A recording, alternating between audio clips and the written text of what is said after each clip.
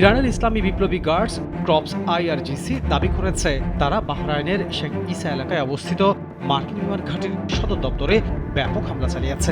হামলায় ব্যবহার করা হয়েছে ২০টি ড্রোন এবং ৩টি ক্ষেপণাস্ত্র, যা বাহরাইনে অবস্থিত মার্কিন বিমান ঘাঁটিকে গুঁড়িয়ে দিয়েছে।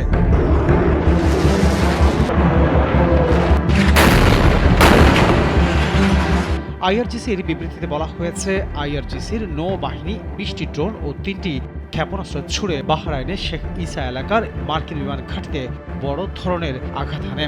ঘাঁটির প্রধান কমান্ড সদর দপ্তর ধ্বংস হয়েছে, তবে এই হামলার কোনো প্রমাণ তারা দেখায়নি।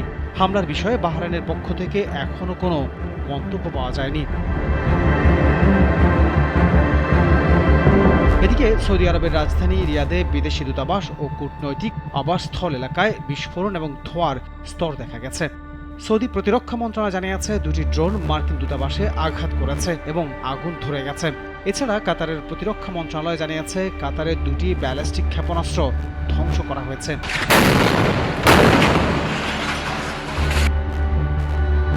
শনিবার থেকে শুরু হওয়া এই সংঘাতে ইরানের সর্বোচ্চ ধর্মীয় নেতা আয়াতুল্লাহ আলী খামেনি নিহত হয়েছেন। তার স্ত্রী সহ পরিবারের কয়েক সদস্যও প্রাণ হারিয়েছেন।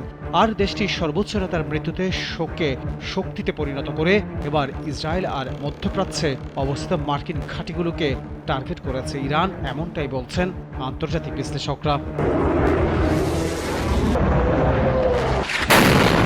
এছাড়াও ইসরায়েলের ৩টি সামরিক ঘাঁটিতে হামলা চালিয়েছে লেবাননের সশস্ত্র গোষ্ঠী হিজবুল্লাহ। বৈরুতের দক্ষিণ উপশহরে তাদের ঘাঁটিগুলোতে ইসরায়েলি হামলার জবাবে তারা এই পাল্টা হামলা চালিয়েছে বলে দাবি করেছে মিডল ইস্ট আই।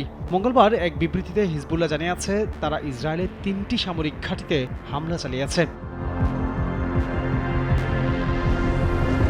বিবৃতিতে হিজবুল্লাহ আরও বলেছে, লেবাননের ডজন খানেক শহর ও জনপদে ইসরায়েলের অপরাধমূলক আগ্রাসনের জবাবে তারা এই 2টি ঘাঁটিকে ড্রোন দিয়ে লক্ষ্যবস্তু করেছে। শুধু তাই নয়, সংগঠনটি অধিকৃত গোলান হাইটসের একটি সামরিক স্থাপনায় রকেট হামলা চালিয়েছে বলেও দাবি করেছে। এদিকে মঙ্গলবার ভোরের দিকে বৈরুতে সিরিজ হামলা শুরু করে ইসরায়েল। বাংলাদেশ সময় মঙ্গলবার ভোর 5:30টার দিকে হামলা চালায় ইসরায়েলি বাহিনী। লেবাননের সরকারি তথ্য অনুযায়ী শুধুমাত্র একদিনে দেশটিতে ইসরায়েলের হামলায় 52 জনের মৃত্যু হয়েছে। এছাড়া আহত হয়েছেন 150 শতাধিক।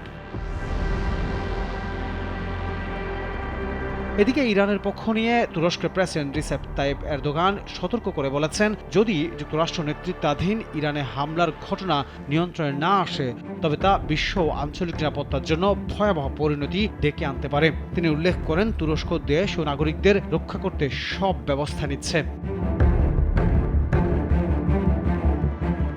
রাজধানী আঙ্কারায় আয়োজিত এক ইফতার মাহফিলে তিনি বলেন, যদি প্রয়োজনীয় পদক্ষেপ নেওয়া না হয়, চলমান সংঘর্ষগুলো আঞ্চলিক ও বৈশ্বিক নিরাপত্তার জন্য গুরুতর প্রভাব ফেলবে।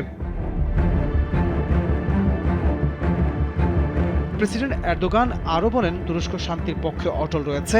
দ্রুত রক্তপাত ও কষ্টের অবসান ঘটুক এবং অঞ্চলটি দীর্ঘমেয়াদী স্থিতিশীলতা অর্জন করুক। তিনি জানান, তুরস্ক সরকার প্রতিটি পর্যায়ে কূটনৈতিক সংযোগ বাড়াবে যতক্ষণ না যুদ্ধবিরতি প্রতিষ্ঠিত হয় এবং পরিস্থিতি শান্ত হয়।